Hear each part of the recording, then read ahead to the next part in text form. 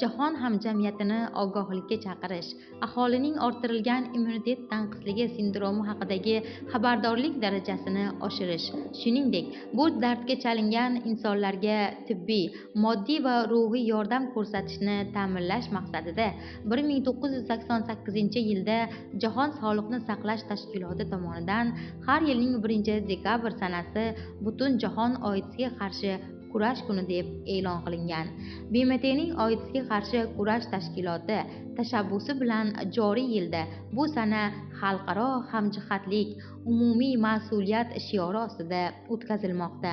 Har yili 1-dekabr sanasi an'anaviy ravishda OIDSga qarshi Butunjahon kurash kuni sifatida nishonlanmoqda. Bu sanada AIDS bilan og'riganlarni qo'llab-quvvatlash, xastalik alomatlari, undan saqlanish bo'yicha ogohlikni oshirish masalalariga jamoatchilik e'tiborini qaratish maqsad qilinadi.